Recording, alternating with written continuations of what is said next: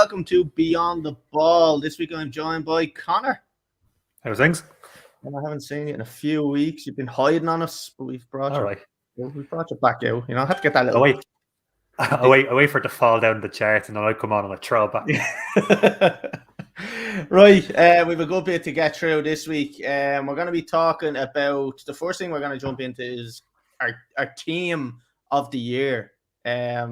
So yeah, that's going to be an interesting one. It was sent in last week, I think, by Shane, and he wanted to know our team of the year. So I think it needed a little bit more thought than just kind of throwing something together in the last 5 minutes. So we're going to be looking at that.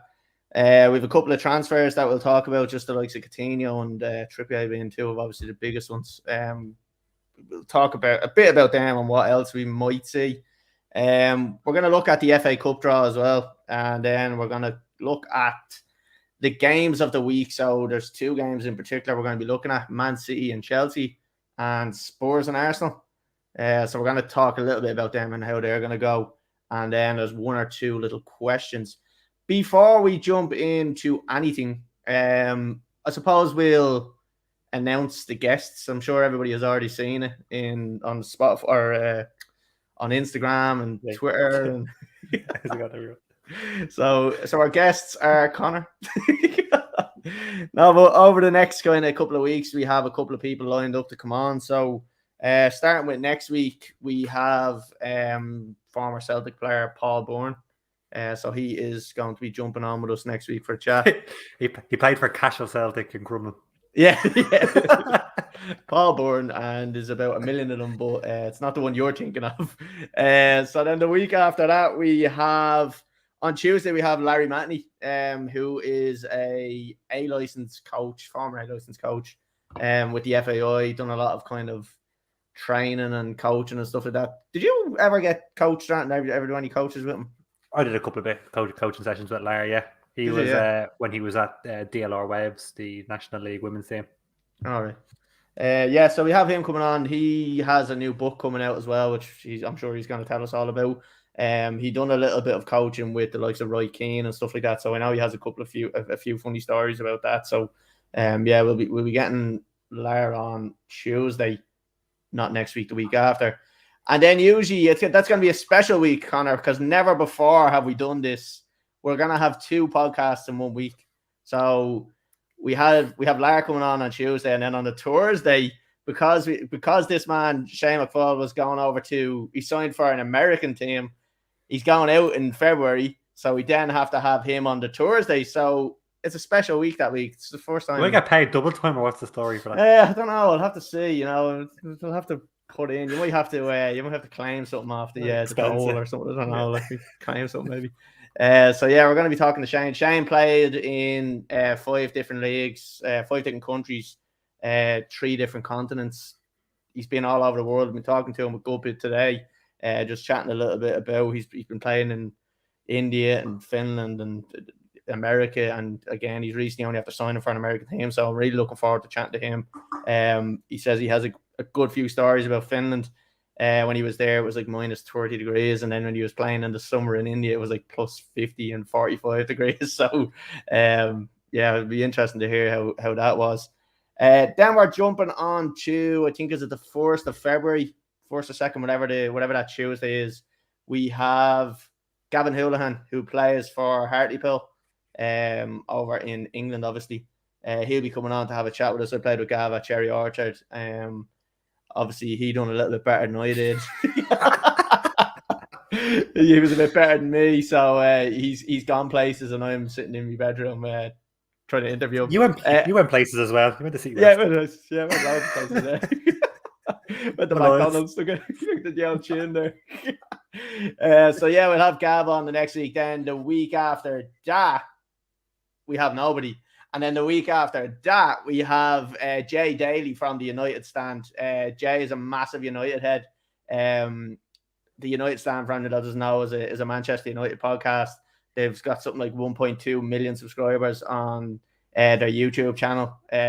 Small numbers, compared to us. But Yeah, I'm gonna love to hear what he's gonna have to say. Would you just love for United to get beaten that Sunday or that Monday evening before the Tuesday? I love it. I can already imagine it. Jay is kind of a no nonsense fan. Like, do you know what I mean? It is what it is. If a manager's not performing, he fucking calls it out. He was a massive Ollie out advocate, I suppose, for ages. That's what you got on, was it? That's why we get on so well. So we're always messaging each other, and some of the shit he used to say to me on Instagram was being fucking nuts laughing. So yeah, he's really kind of a fucking straight to the point United fan, which is great to see. So there's not many of them, a lot of them kind of live off their history, that type of way. But a little bit like Liverpool fans, I suppose. Right, we're going to jump into having a look at our team of the season, sorry. I haven't done a graphic up, so I'm just going to do this.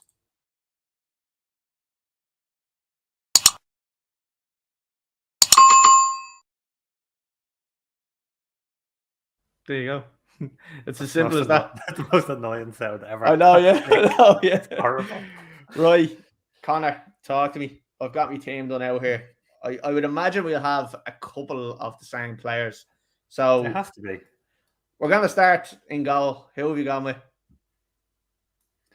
I've got Aaron Ramsdale. Oh, it's controversial. I was going to go with him as well.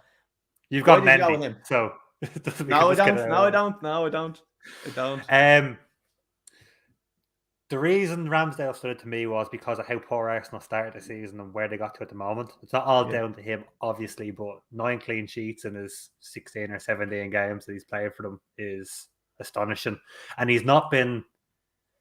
They're not like Ederson clean sheets where he sits there and he scratches his hole for 90 minutes and the lads are putting 6 and 7 past teams. He has made a hell of a lot of saves, some very important saves, some very good saves. He's a very improved goalkeeper.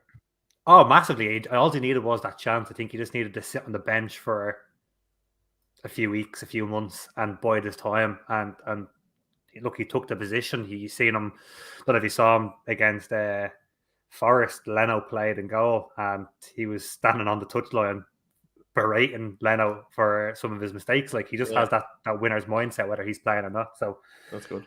I put a lot of Arsenal's form down to him. The important saves he made against Spurs at crucial times. The important saves he made against United to keep. Obviously, Arsenal didn't win the game, but to keep them in with a chance.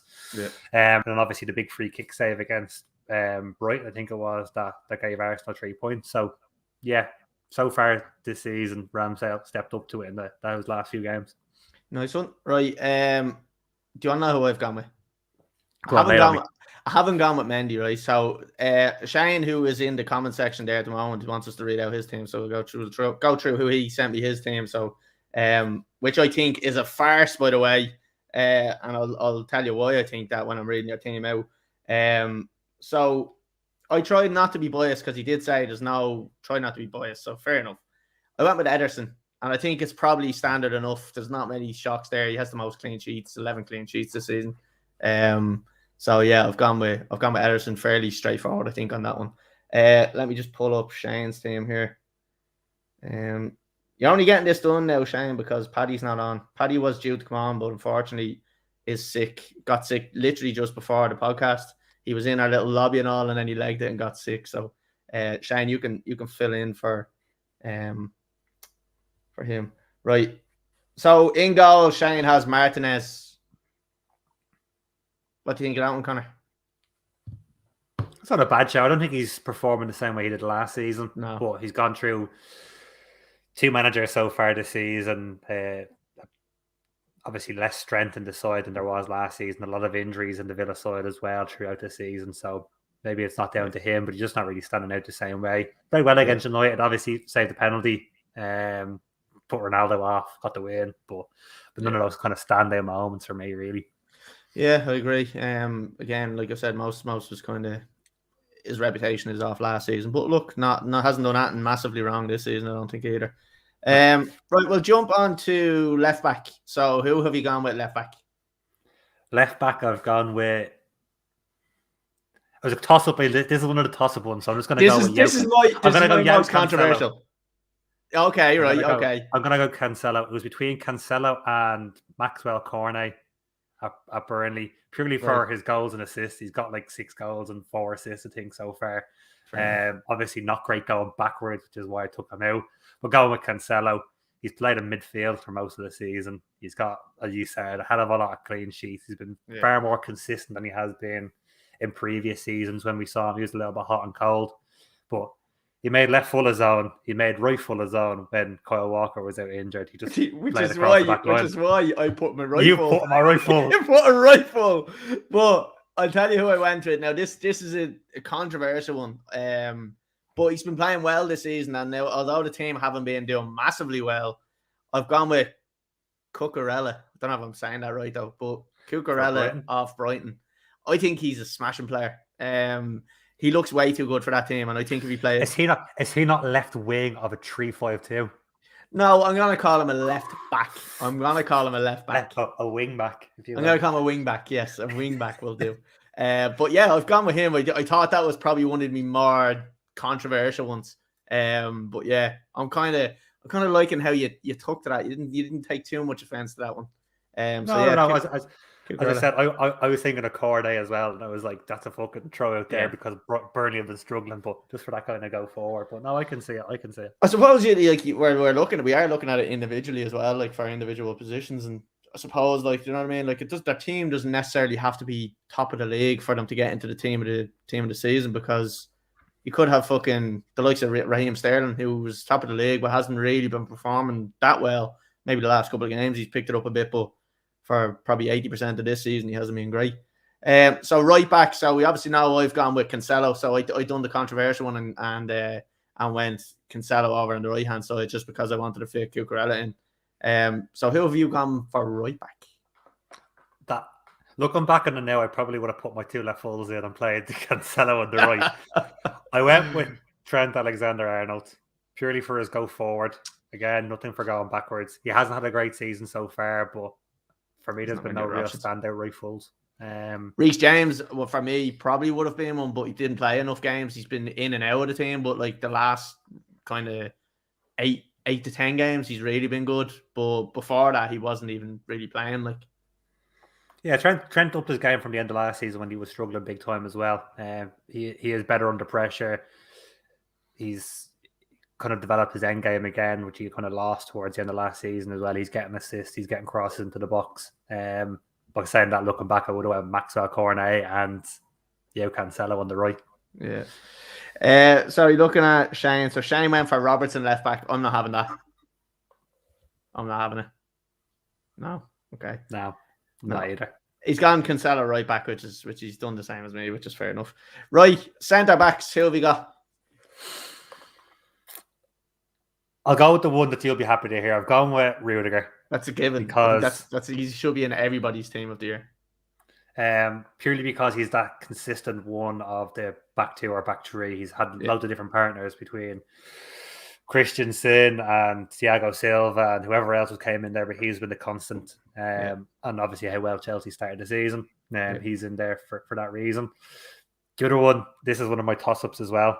I've gone with Roman Saiss. Oh, interesting. Off Wolves.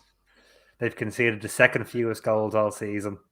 Yeah. He was playing alongside his skipper, Conor Cody, who then picked up obviously a nasty injury, and he was like the constant across the whole team. Did he miss the first couple of games? He missed the first 2 and then came in the third game. Okay. Someone else had picked up an injury and he came in late on, but he's played since. Yeah. And he's just solid. He's taken over the leadership role in the back from Conor Cody. It was between him and obviously Ruben Diaz, but because of Diaz's quality, I don't think he's not come up against much so far this season, let's just say, to actually step up and to be on that same mantle he was last year. But, stop slating me fucking centre back.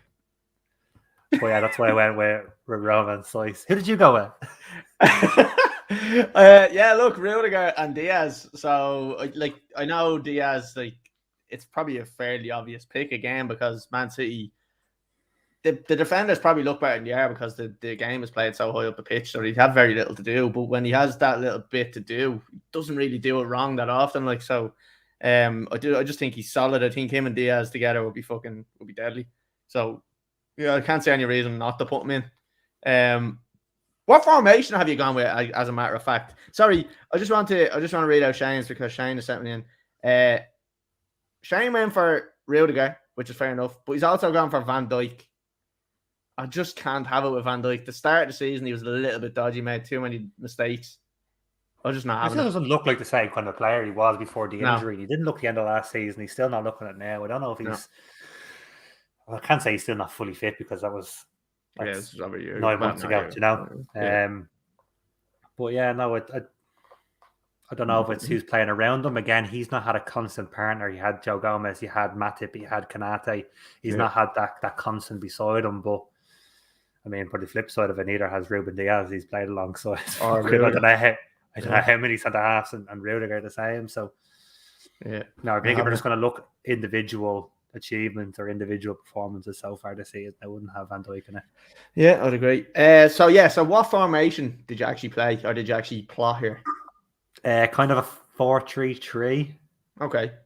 So I've gone with three kind of central-ish midfielders. Right, so not really deep line, just kind of more central mid. I've got one deep line.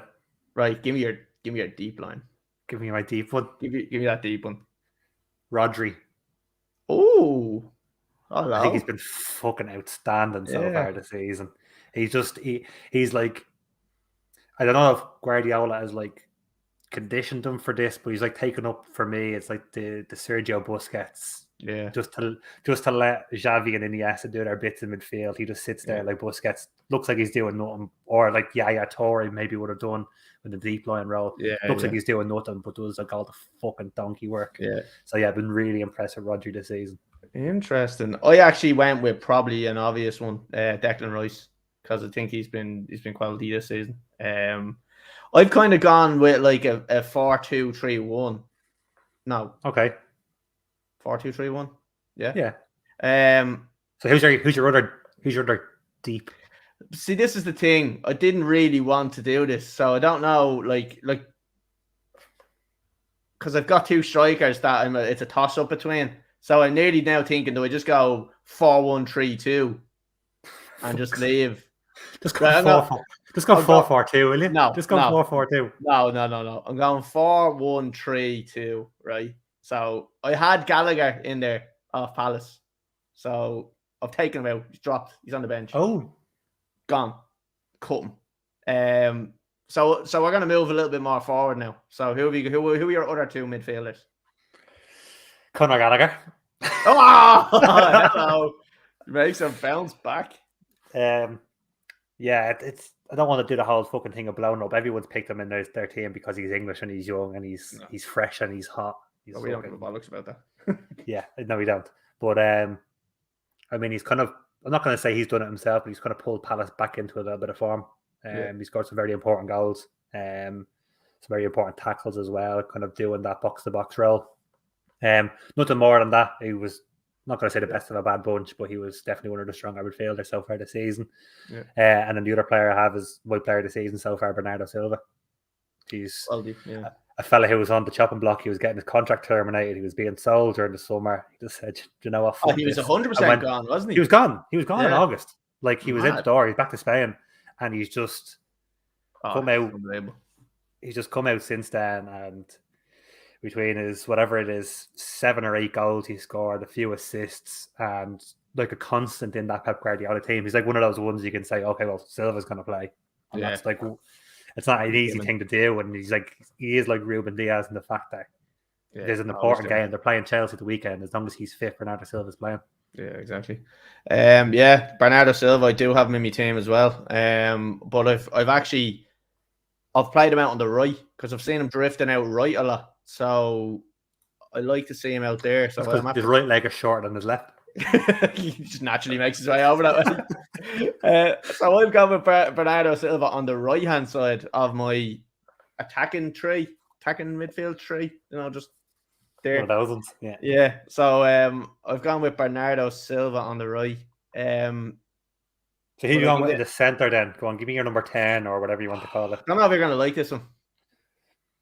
Mason Mount. But to say, I didn't know how you were going to take that one. When you look at Chelsea with and without him, it's like fucking so different. Like they're a completely different team. They're so bad without him. The work rate he puts in up there, I'm telling you, absolutely unbelievable. Chasing down the defenders is like he's running past Lukaku and he's running past fucking Havertz to do it. Like I'd run past Lukaku. Lukaku. No, I think Mason Mount is fucking quality. His passing ability as well is very good. His shooting, everything about him is very good. Like I just think he's been brilliant as well this year, and he's made a massive difference. You can see the difference with or without him.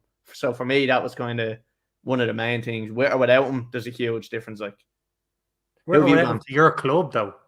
I know, but like, yeah. So like, I mean, I think I was fitting him in anyway. Like he would have been in. That's there, just like saying Newcastle without Joe Linton aren't the same, but doesn't mean you put him in the best team of the season. But like, I could counter argue that and say, well, sure, if I was going to do that, sure, wouldn't I put N'Golo Kante in because best defensive midfielder in the world? Yeah, but you just left him out now, so you can use that as your point to prove. I have a wrote down here, use Kante as excuse. No, but I've got a Mount just purely for work rate. And I think my other attacking player will complement him. Who have you gone with? Who's your other ones? So that's me 4, me 3, my front 3 then I have. Ooh. So right side, Mo Salah, top goal scorer. Oh my God. Can't really look past him. Have you left Mo Salah out of your team? My God! Walking. What an idiot! I was wondering where you're going to put him when you put Bernardo on the right. I was like, where is he going to put Salah? Maybe he's going to say he's an attacker. He's a striker. He's going to go up top on his own. Oh, I'm going to have to make a substitution here. This is embarrassing. I was going to say he's like the best player of the year. I'm after moving. I'm making a tactical substitution, and I'm after moving Bernardo Silva over to the right hand side. Or the left hand side. Sorry, the left hand side. Would you not put Bernardo with the 10, take Mount out? No, realize it's a stupid choice. No. I can't believe I've done that. Oh no! Oh, right, go on, Salah. Who else have you got? Yeah, so I've gone with Mo Salah, like arguably probably one of the best players in the world this year. Not my opinion. Doesn't even make the bench. Again, these two are toss-ups. Obviously, Jota is the second top goal scorer. He has played very well. I've gone with Jota on the left, like back in his older position where he would have been. It was a toss-up between him and Heung-min Son, who kind of carried Spurs early when Harry Kane didn't bother his hole. Yeah. But he's fallen off a little bit. I don't know if he's suiting Conte, if maybe he's too lazy for Conte. He's not one for tracking back when he plays out wide, so I don't know maybe if that's not suiting Conte or not. And then through the centre, I've gone with Jamie Vardy. Struggle with injury. He's back. He's got the what I saw. He has the highest shot conversion percentage in the league for the amount of goals he scored from the shots he's taken. Struggled with injury. Once he got back, like again, he's got 9 goals this season so far. You know, from 16 games. So he's back in form. He's 35 today. Happy birthday, Jamie. Happy birthday, Jamie. I know you're watching. But that's my front 3: Salah, Vardy, and Jota. I'm actually fucking sick after forgetting Salah. That's actually after annoying me now. It's after fucking everything out the window. Sorry, who did you have on the left then? Bowen. So I'm after having to take Bowen out. Bowen has been unbelievable this season. I don't not to overlook Salah, like I was thinking to myself, like, right, come on, let's not just be so obvious here, like, and get fucking. But like, you weren't obvious. You weren't obvious at all. You weren't obvious at all. Yeah. No, I have to have Salah in. So I'm after taking Bowen out. I'm after putting Salah out on the right. I'm after switching Bernardo Silva to the left. But what about Bernardo? What about Bernardo? Who used to drift out right? He drifted out left. Yeah. Like, I mean, it makes no difference because either way, it's Bernardo and Salah, so that they can alternate. But I'd rather see Salah out on the right hand side. So do you want me front 2? Oh yeah, for front 2, yeah. Fucking hell, you've named more players. Yeah. It's like an NFL roster. I've gone with Antonio. Wow. Okay. Because I think he's been quality this season, and I've gone with Dennis off Watford. Because I just think he's been brilliant. Has been.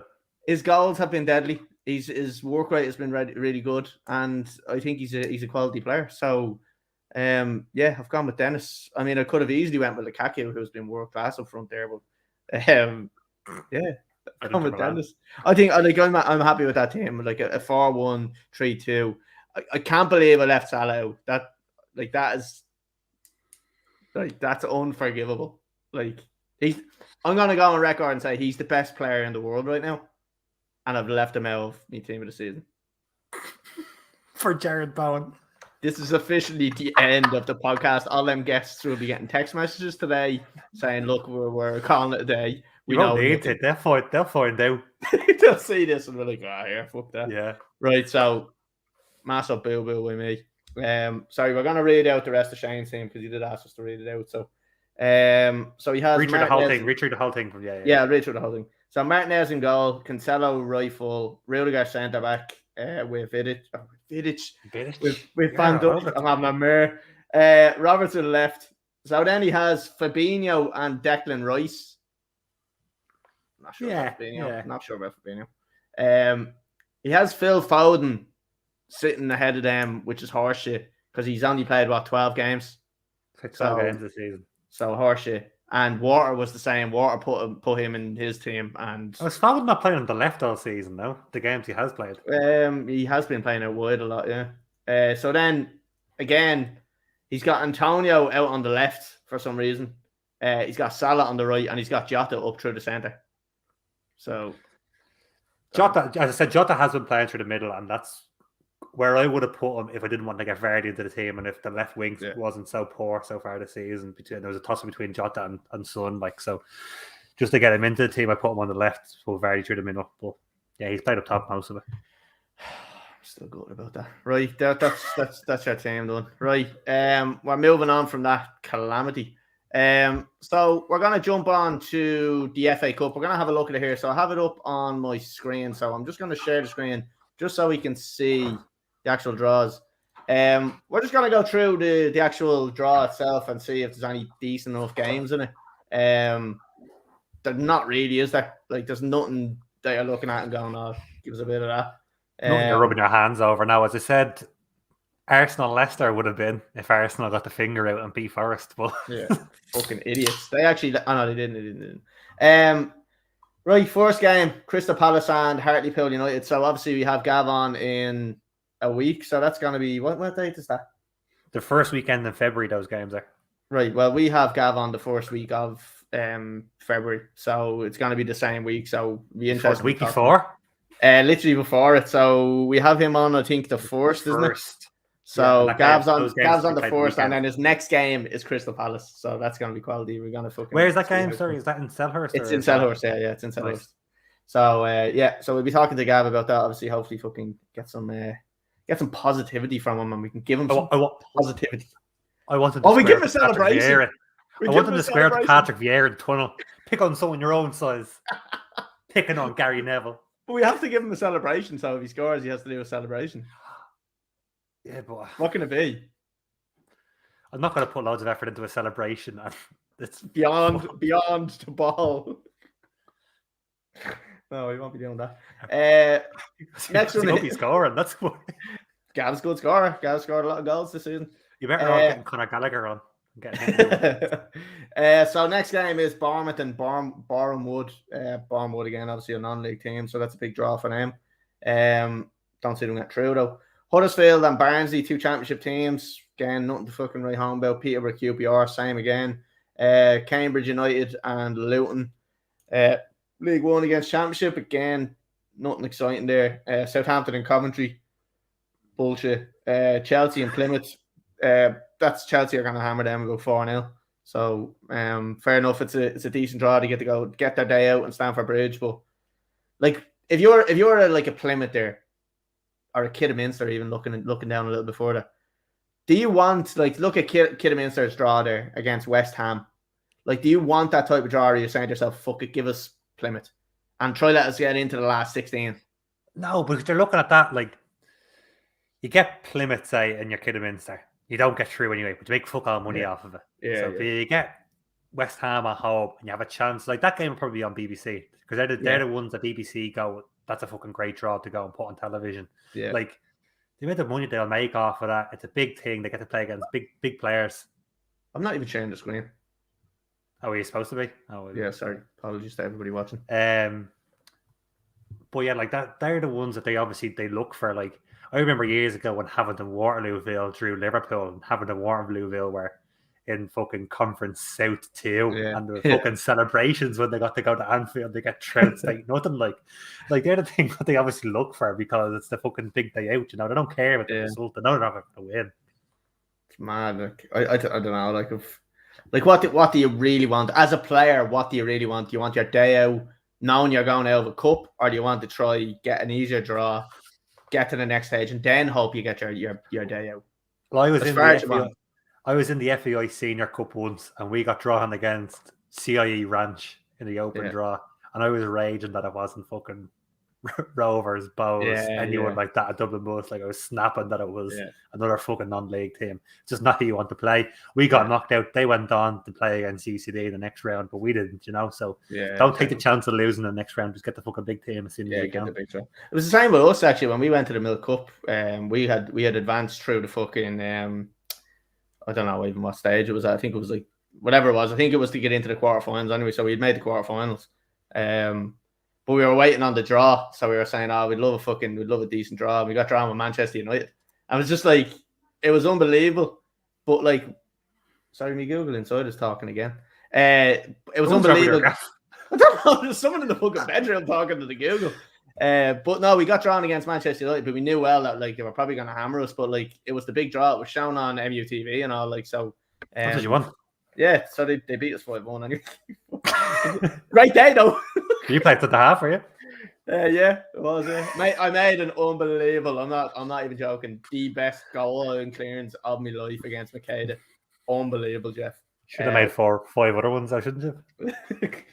Yeah, probably should have. Right, Chelsea, Plymouth again. Chelsea gonna fucking hammer them there. Everton, Brentford, Premier League draw.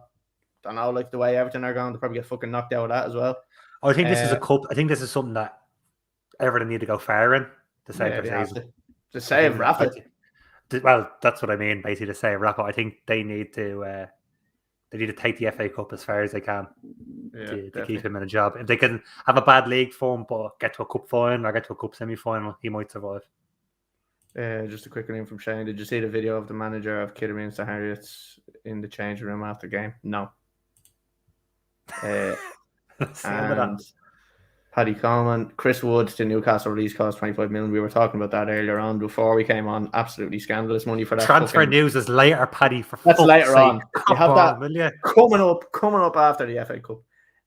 Right, Kidderminster again. We have they got their draw against West Ham, but unfortunately it's at home. Like, surely they'll make more money at home though, will they? With like gates. So the way the cup works is the gate receipts are split in half as opposed to the home side getting more. So it's 50-50 regardless. Usually what will happen in that is the Premier League team will say, take the gate receipts. We don't really want them. You need them more. But if you have Kidderminster holds maybe 3,000 people packed, if that's in the Olympic Stadium and it won't be full, but they get 22,000 fans into it, they get 22,000 tickets as opposed to the 3,000 whatever Kidderminster can fit. So fair enough. Right, next one then, United and Middlesbrough. Again, Middlesbrough probably beat them. United are shit. Spurs and Brighton is the next one. I actually think this year Spurs have a really good chance of winning something with Conte there. And this cup might be fucking one of the ones they go far in. Not the other one that Chelsea are after beating them 2-0 in the first leg. Next game, Liverpool and Cardiff. How do you feel about that draw? Handy one at home. I mean, you take it, Yeah, it's not that. I don't think it's not handy at all, but take it. Your man's out injured for them for the next 2 months, which is good news. Your man Kiefer Moore front. Are you really worried about it though? I'm not worried about it now. Definitely, like if you don't have enough to beat them, like there's no point going past that stage, Yeah. Right, next one, Stoke and Wigan. That's not a bad one actually. That's a nice little draw there. Yeah. Forest and Leicester, City and Fulham. Again, Fulham will probably get beaten about 8-0 there. Wolves and Norwich. That's all, folks. Thanks. yeah, that's all the FA Cup draws. So again, very underwhelming. Nothing really to write home about. But sure, look, we've covered it. It's done. Right, Connor, we're going to talk about a couple of little sexy stalling stuff. Stalling. Click. Thought I had. Well, look, I obviously don't have it. I thought I had something about transfers, but it's not there. So I'm just going to do this again.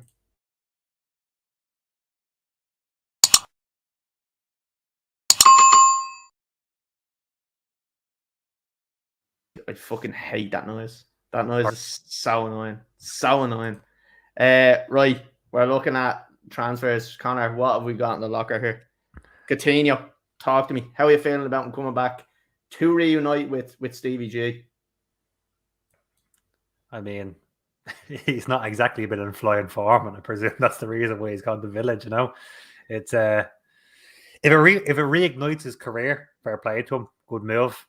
But can you see it? Like, can you actually see him like doing really well there? Like, do you think now he's still look? You can't doubt his quality. He's obviously a quality player and better than probably what's there. But like, do you reckon he can kind of recapture that in that team, or do you think he needs to be in a better team to actually get along? Like, no, I think he can. He won't go as far. Look, the biggest mistake of his career was obviously leaving Liverpool in the manner he did. You know,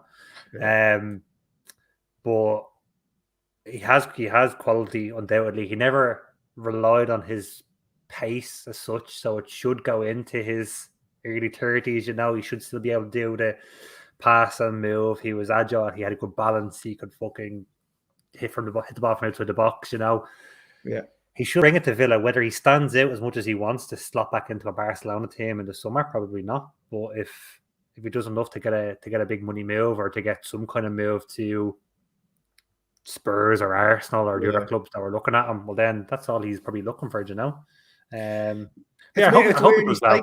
He took a wage drop to go there, like, so that obviously does indicate that like he is nearly trying to prove something like that. Like I don't think he also has a World Cup in 12 months' time that he probably wants to get into a Brazil side for. It's a good point. It is a good point, like, because he knows he's gonna play there. Like, and to be honest with you, like, Gerrard probably fucking rang him and said, "Hey, look, I'll play it every fucking week. You'll get into that squad." Like, and that's probably what happened there. Like, that's probably. We all have mates like that who are manager of a football club. They're like, "Oh, come on, just come on and you don't have to train. You don't have to train. Exactly. Come on and play on a Saturday." Yeah, exactly. But it is a great signing for Villa. I'm impressed. I'm impressed by the pull that Gerrard has had so far. There is talk about Lucas Digne. I don't know how you say that. Digne, yeah. Going there as well. That, like, he was left out of the Everton team, so it looks like he is definitely gone.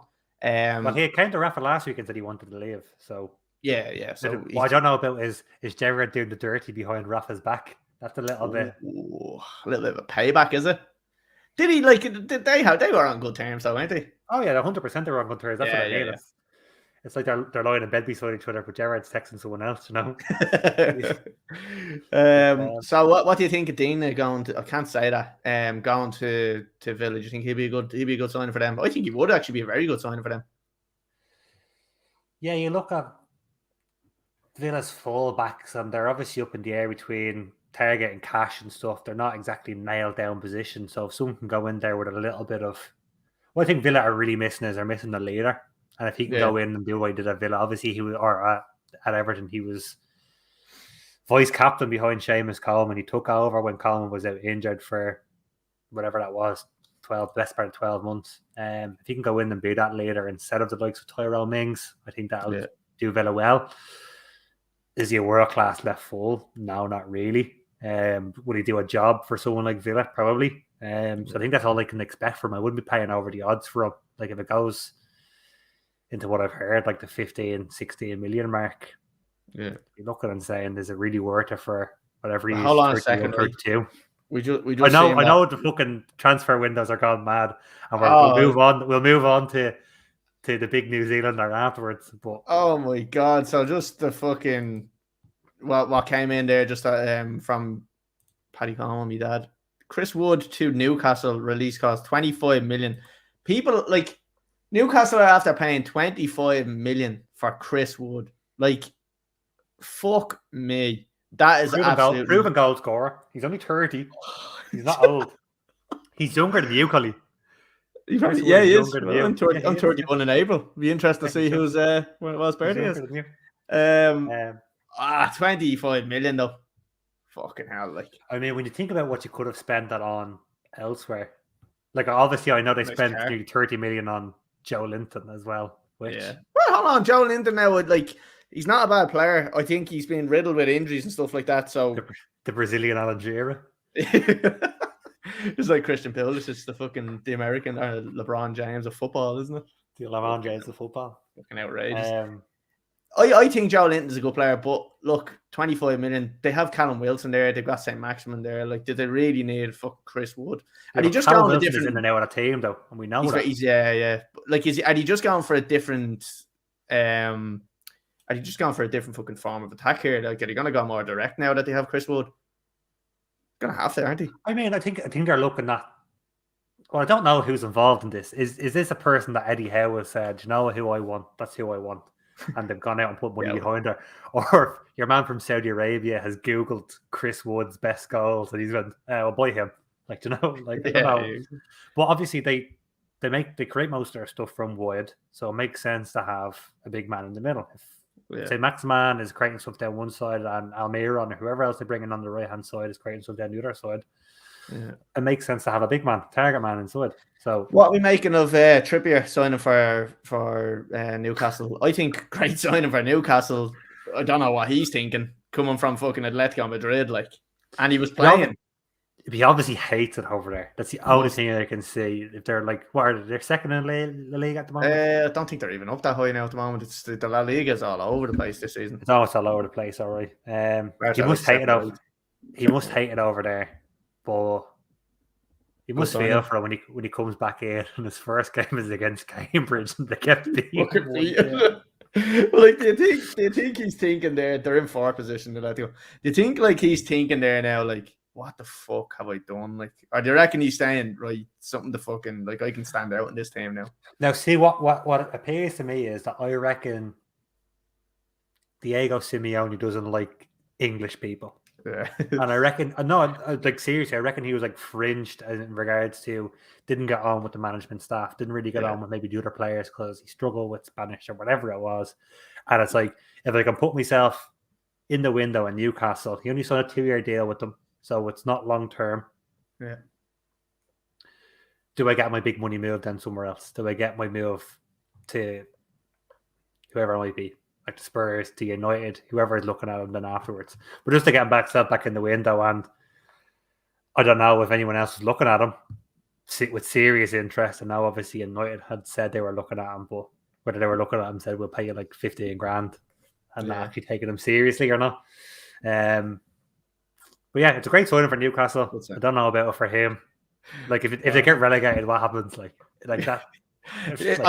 Well, apparently now I did actually read a thing that anybody coming to Newcastle now has a release, a relegation release clause in their contract now. So because that was always for it. When Newcastle got relegated the first time, the big thing was all their big money players didn't have those clauses in their contracts because they never thought they were going to get relegated. Exactly, so this is something they've thought about since when Lee Boyer and Nobby Solano and Alan Shearer all wanted out of the club. Yeah, so that's Shane comes in with. He's obviously on a massive wage, and what's the deal pointing to the crest? Yeah, we put it up on the Instagram. He fucking completely missed the crest when he was pointed at his armpit. He did. Oh, it's fucking. If you're taking the picture, you just go, "Okay, I'll do that again." For just like, do you know what? You're actually not pointing at the crest there. No, like Stevie Wonder fucking could have seen that. Like, right, we're gonna kind of move along here. So, what are big things kind of going on in the transfer windows? Apparently, Haaland's going to clear up his future in the next month. Man City are obviously the biggest favourites to sign him. If they get him, I'm fucking not watching football for the next 5 years anyway. Next 5 years, he's 20. I know, I'm hoping for an injury. like a leg breaker. Yeah, like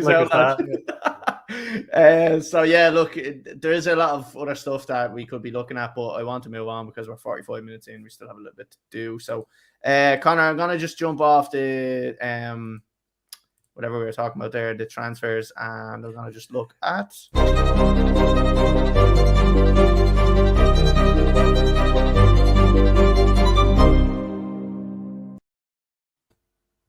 a few questions. So we've only got 2 in, but yeah, they're nice. Conor, we have one in from Maggot 1967. You didn't know the name, did you? Could you speak? Another way you just came to me because you saw Irish football. So you're like, Conor, talk. No, so we have one in from Maggot 1967. Could you speak a bit about the rise of Irish football, how big it can realistically get? So obviously, I think me and Paddy were talking about it last week. Who was it? We were talking about actually to Andy about it. Just in terms of Jack Byrne coming back to the league and kind of the gap that it now creates with the likes of him coming to Rovers, who are already kind of up thereabouts. And we were saying, like, is that a great thing for the league? Or if you're like, say, the likes of a Bowes or something like that, you think to yourself, for fuck's sake, this is a bigger gap now between us and Rovers. Like, obviously, we know Derry are kind of making a few signings as well, and they look good this season. So I think getting less than third for Derry, I was reading, would be pretty much embarrassing. But like, what do you think in terms of like the likes of Jack Byrne coming there? Like, Dan, do you think he's actually going to stay there long term, or do you think like he moved over to Cyprus, didn't really work out?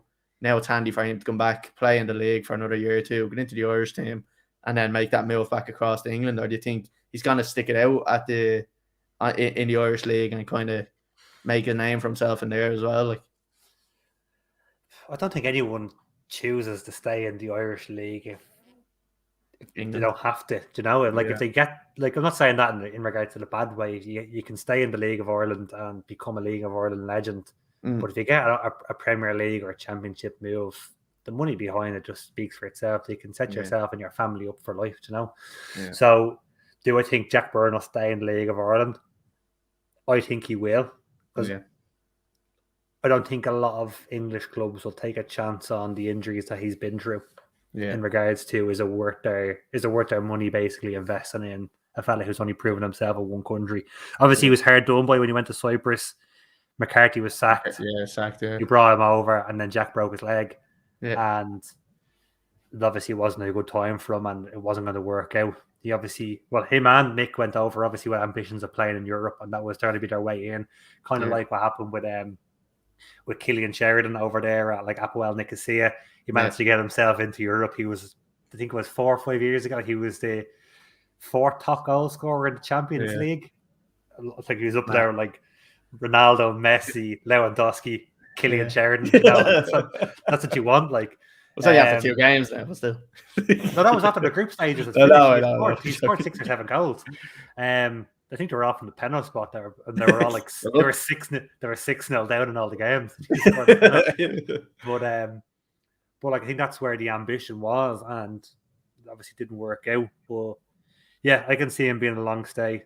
Derry need European football. If Derry don't get European football, as you said, it's going to be a massive failure for them. Yeah. And with Jacqueline still coming back, like, that's not going to be like Rovers is never the ceiling. It's not like if Haaland signs for City, City is the ceiling. He's not going to go from City to a bigger club somewhere else. Rovers never the ceiling where they can go somewhere else. So obviously, we look 2 days ago, Joe Kenny left Sligo and he's gone and signed for Celtic. Liam Scales left during the season and went and signed for Celtic. There is players moving across, whether it's good, bad, or indifferent for the league, but we will keep more players who aren't going to be absolutely mega in the country, which is good. You're not going to have every Tom, Dick and Harry going to England because of Brexit, which increases the quality of the league, which hopefully makes more people go to game, which increases the money in the league, which increases investment, and then we get better players as a result. So it's going to take a while, but I think the league will get better. It will get back to a level where it was in maybe the early 2000s, late 1990s, where Shelburne were beating Deportivo La Coruña in the fucking Champions League. It's heading in the right direction, I think. And Jack coming back, I don't know if you saw, but Roberto Lopez was on Sky Sports News yesterday. I didn't see the actual interview. I was seeing clips of him on it. Because he's away with Cape Verde at the moment, the African Cup of Nations. Did you hear about how he got? Did you hear about how he got asked to go? No. So Wait, hold on now. Are you going to ruin this? Because I think Pico's going to be coming onto the podcast when he comes back. Oh, if Pico's coming on, then I'll let Pico tell the story. But it's already. I mean, you want to tell it? He did an interview with Balls Like Ye and basically said that he thought it was a spam email he got through LinkedIn. He got an email on LinkedIn.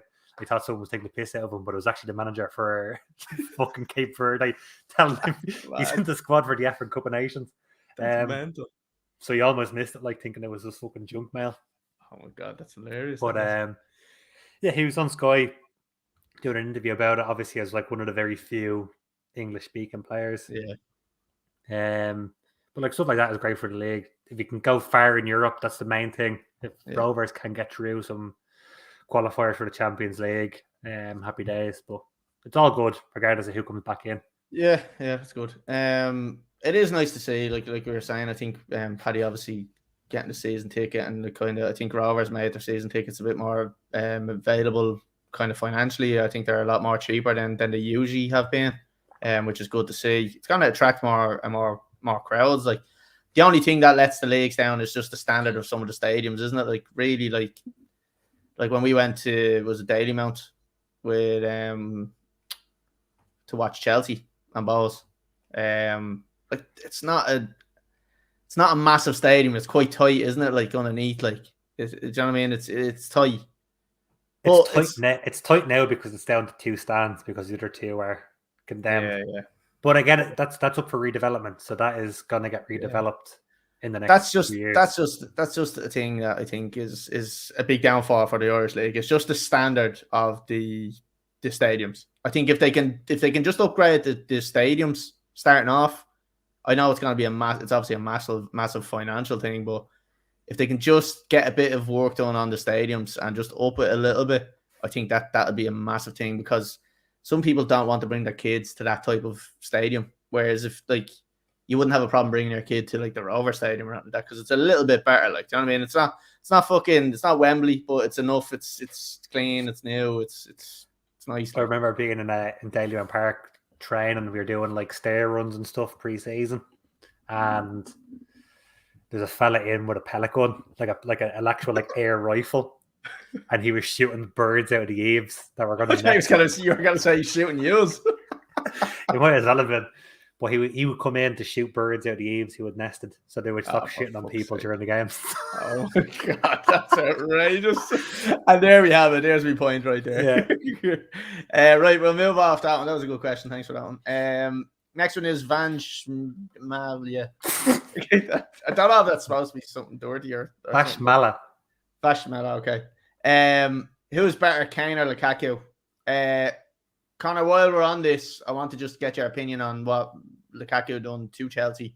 What did you make of the whole fiasco? He didn't do it. His agent told him to do it. It has to be. It has to be for value or for renegotiating contracts or something. Like, players are too stupid to say stuff like that. Well, he's only after signing a 5-year deal. Yeah, but whether he wants someone to come back in for big money and hit a release clause or something that Chelsea have, or like he's doing it. No, but that's the way agents think. Like even what you said about Haaland is going to say what way his future is going to go in the next month or the next couple of weeks. It's the same thing Eden Hazard did about where he was going to go to his next club to drive up his value. And this is what agents do to players. Players don't. Haaland didn't come out and say, "Oh, make a decision in the next month." His agent told him to say that or set it up. So it's definitely an agent-driven thing to say. Well, actually, sorry, just looking at it there with Haaland, it was actually the director of Dortmund that came out and said they're going to sit down with him okay. in the next month. So that one's fair enough. But it's definitely someone that said it's not working out for you at Chelsea, or you don't like it at Chelsea. So let's go back on the bridges you burned with Inter Milan, and let's make sure that they're okay, knowing that we might go back across. Yeah. So that's kind of what happened, and he fucked up the interview. I'd say he made an absolute fucking hames of it. Absolute horseshit. I was like, what is horseshit doing? Like, and the other fella on the fucking question as well didn't help himself either by trying to get out, staying on holidays for an extra couple of weeks, and then coming back and said, "Oh no, that was always the day I was coming back." Yeah, he's a lawyer. Fucking absolute horseshit, man. They're as bad as each other in that regard, but Who would I prefer my team? The first thing, sorry, just staying on Lukaku for a second, right? I don't know, did you watch the apology interview? Did you see that? Did you? I didn't. I just got the transcript of it, so I read the full transcript, but I didn't actually see him say it's very bad. So obviously, your man. I don't know if it was Lee Parker. I think it might be Chelsea TV. The interviewer. Don't know if it was Lee that done the interview anyway. But it's basically like, Romelu, you've said some things in the week that really upset some people. What's your thoughts on that? And then it's like, yeah, well, look, I didn't really mean to say that. I'm sorry. I just want to apologize. It's just like I was saying it to Paddy last week. It's like when you hit your little brother and your man grabs you and just go, say fucking sorry to him now. And you're brought down to your brother's face and your brother's crying. You're just like, oh, I'm sorry for hitting you. Like, do you know what I mean? You don't even look at him. No, it was just so forced, like, and it was just disgusting. I wasn't happy with it as a Chelsea fan. I don't think many were. Came on and he scored the other day, which is grand. But but surely, like, for me, if I'm a player in that environment, and this is just me speaking as me, I don't know what's going on behind the scenes. He could be getting fucking lambasted over it. But I don't want to see him play. I want to see him publicly docked money. I want to see him come out and say we were docking him 4 weeks' wages and we donated to this charity, and he's not going to play for the next 2 months, and he's going to train with the under 23s or whatever. And to have that thing of like, you don't say that about my team. Whatever happens within the team should stay behind closed doors. And that's the way, especially when you're so far under contract, you don't come out like, I'd be fucking fuming if I was the club captain, if I was Thiago Silva, who's been fucking around the block. I'd be getting put a ring on the neck and saying, what the fuck on here? Like, you know? It was just like, it was just such bad timing because he was obviously out of the team and he came back into the team, scored 2 goals in 2 weeks, and then the fucking thing gets released. He was after doing it before them 2 games. So it was just timing wise, it was just absolute horseshit. It was bullshit. It was a stupid interview. I think fucking a lot of it was kind of taken out of context as well. I don't know whether he meant to say that, but like, it's just fucking, oh my God, absolutely brain dead stuff. Like, right, look, we'll go back onto the question here because we're getting fucking tight here. Who's better, Harry Kane or Lukaku? If you're looking at current form, depends who you need, you know. Yeah. And again, these are one of those questions of like, who's better, Ronaldo or Messi? It depends what you're missing in your team. Messi. For Liverpool, Kane would fit in better than Lukaku. Yeah. For like the likes of Chelsea, probably for United, Lukaku would fit in better than Kane. Yeah. Just as someone who has Liverpool, who have 2 good wide players, lacking maybe a spear point. Kane, who stands still, scores goals, happy days.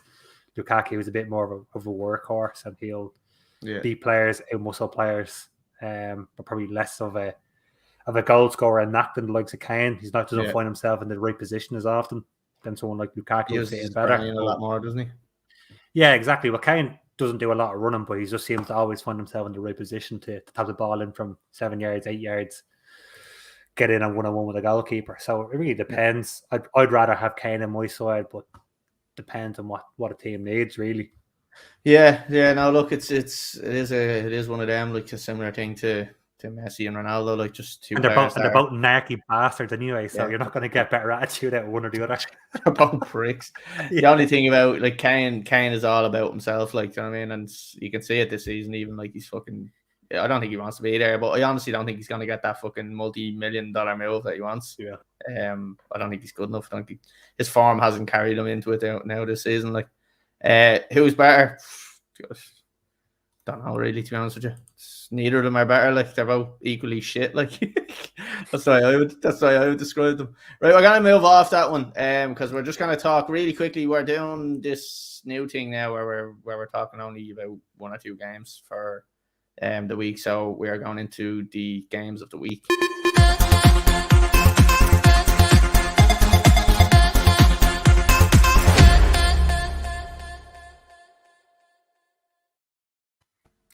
Is that like the Matrix screen in the background? Is it, or what's this? Yeah, no, I don't know what the roar was all about. I didn't do that. That wasn't me. Right, we're talking about Man City and Chelsea. Conor, obviously, we know 2 giants of football at the moment. How do you see this one go? 12:30 on Saturday. Don't give me shit. Don't give me shit here. How's it gonna go? How do I see it going, or how do I want it to go? I want Chelsea to beat City. I want Chelsea to beat City. Yeah. I know I'll put Chelsea further away from Liverpool, but it'll bring City back into some kind of race, and then hopefully Liverpool look into the business over City as well and try to trade them back in. I don't see it. I don't see it happening. No. I don't think Chelsea have the firepower to break down City. I can see City toying with them. I don't think it's going to be like a whitewash by any stretch of the imagination, but I think City do have enough. Kept it back in goal because of Mendy being gone.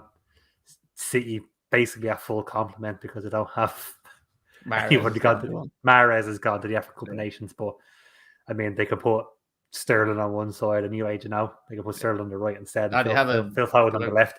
Forward players they could put there. Yeah, I'm gonna go. I will go City. I'm gonna say 2-0, and I will go with. I'll go with Raheem Sterling. It's heartbreaking stuff as a Chelsea fan. Like just knowing that you're coming up against the best team that's probably ever played in the Premier League. Like they have to be up there, don't they? Quality wise. I mean, don't they? You're up there. You're talking about like Arsenal invincible level there, like, you know. Yeah. It's heartbreaking stuff. I do look. I think Chelsea, depending on who they have available. COVID fucking matters in that as well. So I don't know who has positives and who has false positives and who has negatives. Chelsea are positively shit. I don't know. I just think once N'Golo Kante is there, if N'Golo Kante is there, we might be okay. If he's not there, we're fucked. I want to see Kante, and I actually want to see Kovacic playing. Kovacic has been because he scored that goal. No, he's unbelievable. I've been saying it for fucking months, and no one listens to me. Why wasn't he your team of the season then? Because he hasn't played enough. So it's just been 6-0. Patrick Coleman, Manchester City fan, cop on 6-0 as before. Fuck off. Good. Yeah. Yeah, I don't see Chelsea winning this one, to be honest with you. I'd see it probably being 2-1 to Man City. A tight game. Again, like I said, if Kante is there with Kovacic and Chelsea have a full squad, I think they might nick a draw. Might maybe nick a draw. Oh, I don't know. It depends depends what Kepa turns up as well. Yeah. Like you could have an absolute fucking stinger, or you could have a worldie. And it's like the last couple of games he's played, he's actually done really well. Like he made some really good saves as well. So I don't know whether but that was against Northampton or whoever. Yeah, I know, but like at the end of the day, if a ball's going in the bottom corner, at the end of the day, if a ball's going bottom corner, you still have to fucking save it. Yeah, but the ball's going in the bottom corner from Patrick Hammond, or if it's going in the bottom corner from Bernardo Silva, it's a little bit different. I don't know. Look, I'm trying to help the guy. Tuchel has talked about how professional he is and how kind of he's learning from Mendy, but we'll see who shows up. So I'm going 2-1 to Man City, but I'm hoping we nick a draw. I would be very surprised if we beat them. I don't really think that's going to happen. Come here, I'd love it. Like as I said, if you can bring it into a 3-horse race, I'd love it if you beat them. 3-horse race would be the world to me. Not like Liverpool are going to get a result anyway, missing all the stars. Yeah. Well, he's only had Brentford at home, handy enough. Brentford who drew with Liverpool 3-3 in the last game. Yeah. Right. So the other game we're looking at is Tottenham and Arsenal. Look at this fucking bullshit. Kepa, who the fuck is that? Fucking the most expensive goalkeeper ever. And they used to make Spurs jerseys, didn't they? Kappa did, yeah, that's right. Right, Sunday at 4:30, Spurs and Arsenal. Paddy, every single episode without fail, brings up how he said Arsenal are going to be brilliant. They obviously had a shit start to the first 3 games or something like that. They Chelsea, City, and someone else, and got off to a bit of a poxy start. They got beaten by Brighton the first game. Yeah, they lost the first 3. Yeah. So I don't know. Like, how do you see this and going? Again, we were saying it last week. Conte has come into Spurs, got a massive reaction out of him, unbeaten in the league. I'm going to say in the league now because obviously Chelsea beat them in the cup. But he brought them from, I think, the last positioned work rated team to now the highest running team in the league. Like that's a massive turnaround, like for a team like that. How do you see this one going? This is actually going to be a good game, I think.